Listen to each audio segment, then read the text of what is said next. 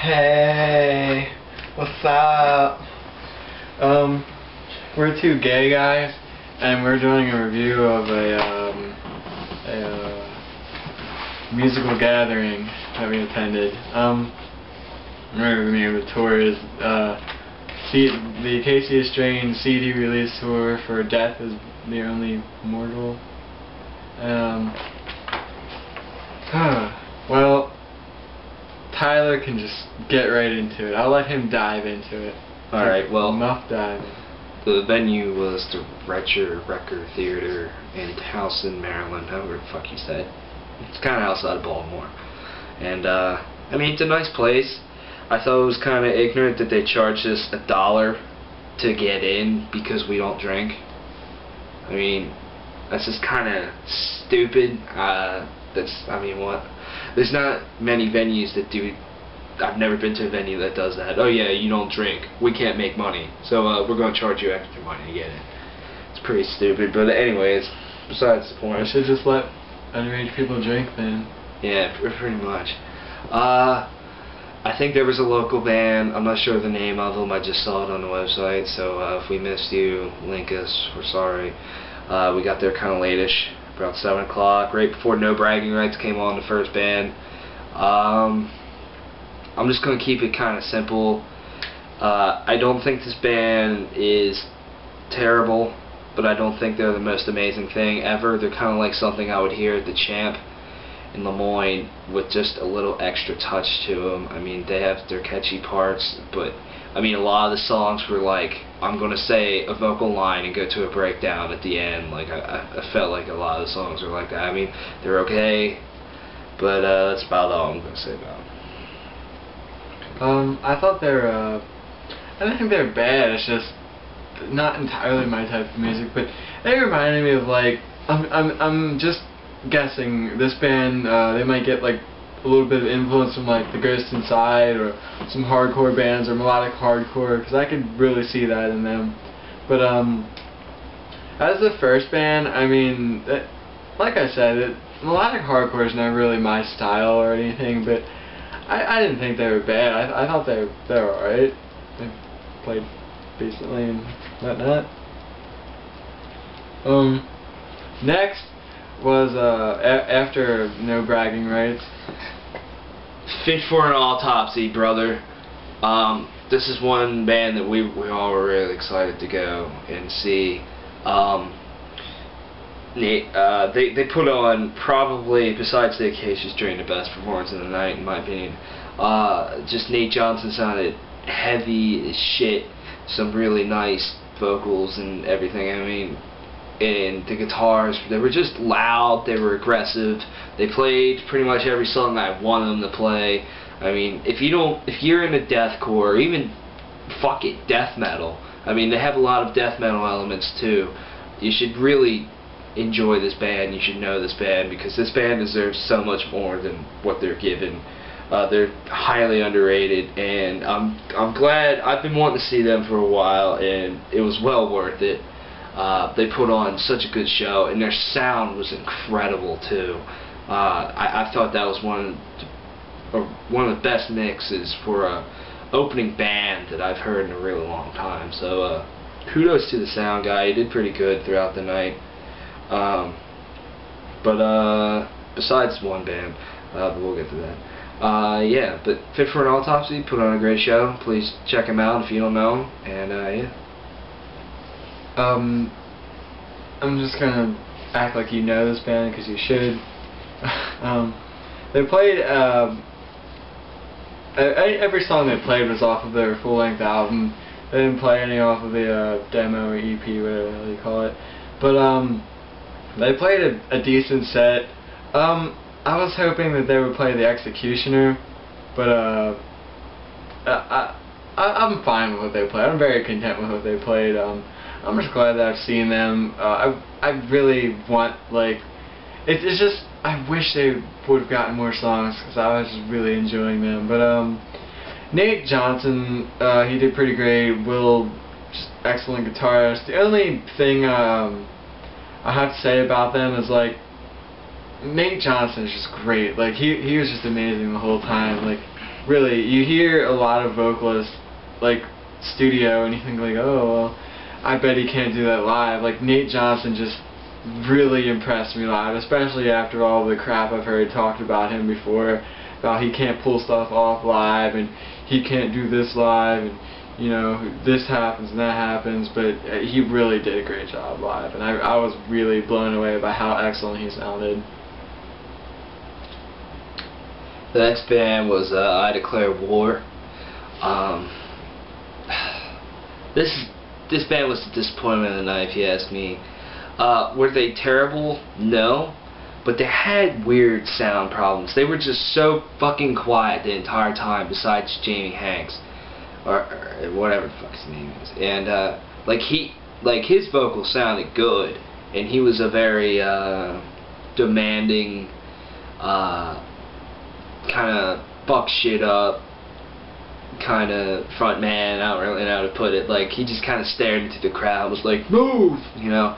But their guitars were so quiet. It's not even funny. I don't understand why they were so quiet, and the drums just sounded lifeless. Like, there was no balls to the snare.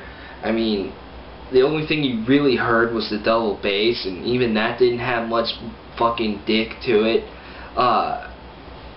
It's just, their sound really held them back, if you ask me. And they played Putrefaction of the Population really slowly than it usually is, and I thought that was kind of disappointing. And they play good songs. Jamie is a great frontman, and he sounded good and everything. It's just the sound just kind of held them back from being like, wow, that was really cool. But I mean, don't get me wrong, they're a great band. I like them a lot, but oh well.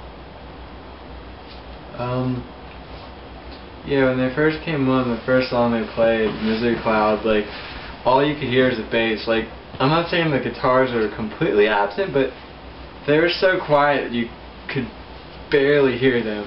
And then they started increasing throughout the song, but you pretty much didn't have full guitar until like 1.5 songs in. Like the half into what are they playing next? Human Waste.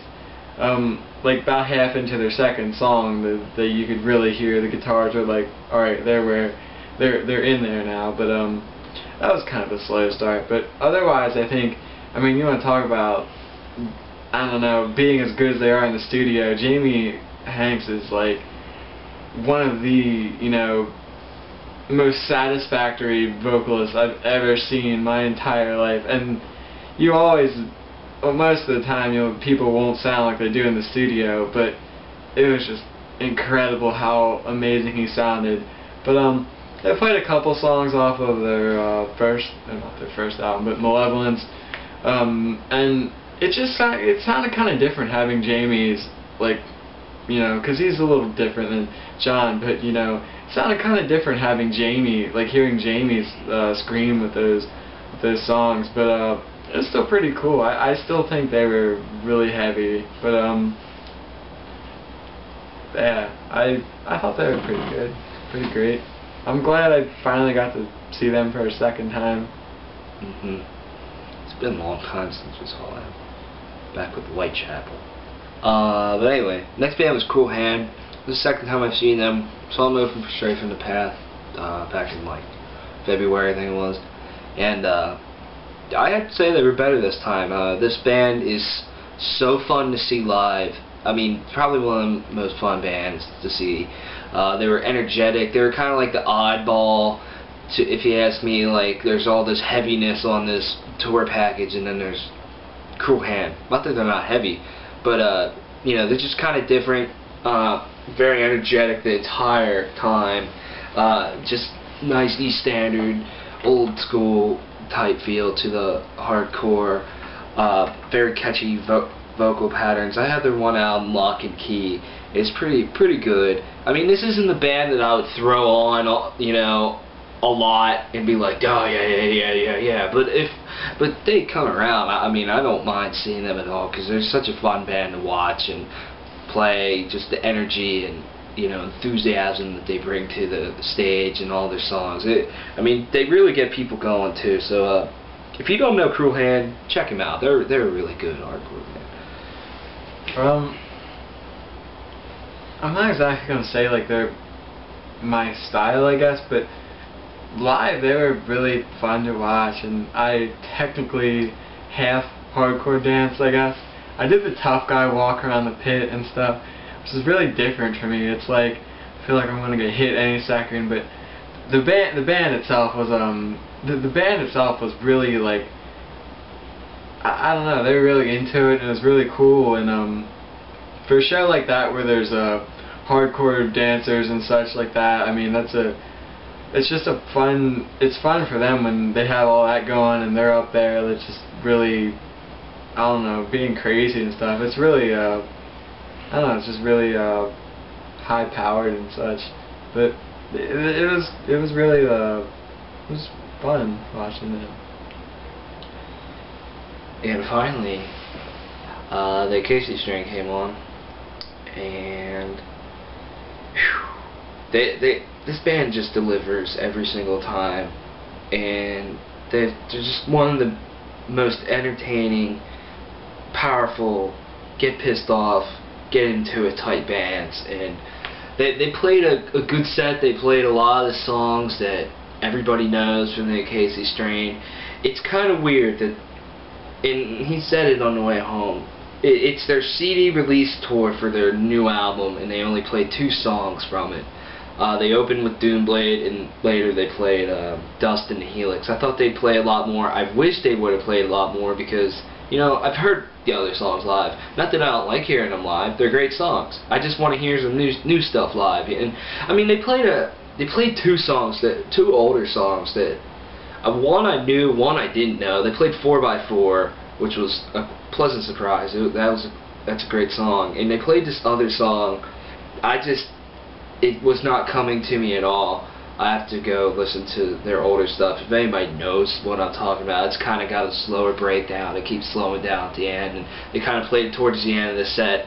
Please let me know, because I'd like to know what that was. Just a great set. Vincent Bennett is one of the best frontmen of all time, with just his powerfulness on stage and his stage presence. This band just has a monstrous stage presence on stage. They once again only have 1 guitarist. I just wish they would maybe recruit another one for the road, just to give things a little more ass. But that's just my opinion. Not that it sounded bad or anything. It was just the first few times I saw them, they had 2 guitars, and it was really, really awesome. Now it's just like awesome, if you know what I mean, if that makes sense. But the Acacia Strain delivered for the 5th time that I've seen them now, and this is just a band I always enjoy seeing live, and pick up their new album because it's awesome. But anyways, great performance from the Acacia Strain once again. This is the 4th time I've seen them, and I think like this time compared to other times, they're definitely better. I mean, I've always thought that they weren't bad before. This time they were just a lot better. I'm gonna complain a little bit. Not that it's bad that they play these songs. I know they're fan favorites and all, but I really wish they would just put something else in their set. Like, they always play what is it, JFC, they always play Ramirez, they'll always play Whoa, Shut It Down, because I know those are like their hits, right? But I always just, every time I've seen them, they always play like these same songs, and what seems like they play them in the same order, and it's like, I would like to see something else, like from 3750, or I don't know, more from Continent. I would love to see Balboa Towers, and I would like to see Burnface, and you played that last time. Yeah, but I would like to see other songs like that more, rather than just like, because all 4 times I've seen them, they just seem to play like these same songs, and that's not bad. I'm not saying I hate those songs now, but it's just, it would be nice to see something that I haven't already seen. but from what they played, it was still really good. There was a small crowd, but it was very lively, you could say. People were really into it and stuff. One thing I thought was weird, like, Vincent Bennett just seemed to go on for like the longest time about people not liking their album or something. I'm just like, oh yeah, I mean, he really kind of, all he needed to say was just, it could have been summed up in like 10 seconds, but he just went on for like a minute, and then a minute turned into a minute and a half. I'm just like, what exactly is he talking about? Because I can't hear him, because the Afro dude keeps like strumming weird notes on the guitar, and like, I was like, I really can't understand a word he's saying. I'm just like, oh wow, get to the music. But overall, when they were playing and everything, I think it was the best time I've seen them. Vincent has gotten better, unbelievable. They brought on Jamie Hanks from awesome. Ramirez, and that was really cool. They brought on some big Mama Jama for Beast, and they brought on No Bragging Rights singer for something else, but I like the guest vocals and stuff. I like a Jamie Hanks. I like a Jamie Hanks, but I was waiting for Nate Johnson to come up there and, you know, stick his wiener into everyone's face, but that didn't happen. But overall, I think Acacia Strain they played very well, and you can get mad if you say like, oh, he can talk about whatever he wants to talk about, anything like that. Sure, I mean, I'm just saying, like, I don't know, I'm just saying my opinion, I guess, but when they played great, and I like the songs they play. The songs I've heard a couple times now, they don't get old. It's just, you know, I'd like to see something else like that I haven't heard, and they probably won't ever play. Just, you know, some of those rare oddities that they just keep back in the books, but they played really great. Best time I've seen them so far. They seem to like throw like one song in that's different every time, like Tactical Nuke, they threw that in this time. Yeah, and like last time, when we saw them on screen, I'm like, you mean it? I don't remember them ever playing Balboa Towers before. I don't know about. They played it at Welcome to Hell. Did they? Yeah. Or like at Welcome to Hell, they played like Bad Pigs. I haven't heard them play that since. Yeah. You know, I mean, they seem to throw in like one new song that we've never heard before live from them. I mean, it's I wish they would play more like Sam said. But I will complain about their set when they only play 2 songs from the new album. I mean, they only have 10 dates for this tour, and they're playing, what, 2 songs on each date, I'm guessing. That's ridiculous. Like, what the heck? What the heck are you doing? You play more from it, because people, although I'll admit, when they played their 2 new songs, people were just kind of standing around, not even moshing or anything, not swinging their arms or whatnot, like they didn't know what to do. Like, haven't you listened to it yet? Or it seems like everyone was clueless about the new songs. I'm just like, oh, that's stupid. Way to be a fan. Yeah, that could be the reason why they didn't play more songs, because some people might not have heard it, because the album did just come out today. Like, I remember years ago when the Powerless Rise came out, I saw As I Lay Dying did like this tour. It was the first time I saw them, and my date up in Allentown was a little bit more, a couple days before the Powerless Rise came out, and they only played 2 new songs from it, and it was the Powerless Rise tour. It could be just because people they don't know the album fully, but hopefully on other tours, if we see them, they'll play more. You know what I mean? Any last thoughts? Fit for an autopsy. Yeah. They rarely ever tour, so it's good when you see them. And I declare war, because they seem to not have toured much. So that was good. It's cool. Acacia Strain took a couple like smaller bands on tour. I thought that was cool. We got a little bit of merch. I picked up that poster I shared, and we both got the new CD. So pick this up because it's awesome. And And yeah. Sam got this Fit for an Autopsy shirt, right? No. Nope. Something like that. But anyways, got buttons. So if there's like 4 dates left of this tour or something like that, if it comes around, go to it. Let's see, what's the remaining dates? Philly, Pittsburgh, Cleveland, and Detroit. So I know someone that's going in Cleveland. I know someone that's going in Philly. Fuck Philly. Macklin Bean. Philly's anyways. Check out No Bragging Rights, check out Fit for an Autopsy, check out I Declare War, check out Girl Hand, check out the Acacia Strain. This is a cool tour. Yeah, we had fun. Speaking of interviews, thank you all for your wonderful support that you give to us every single day of our lives, days of our lives. Hopefully we can interviews. What were you going to say? I don't know. Oh, okay. We're just rambling on right now, so we'll see you. I'll be smiling all the way to the bank.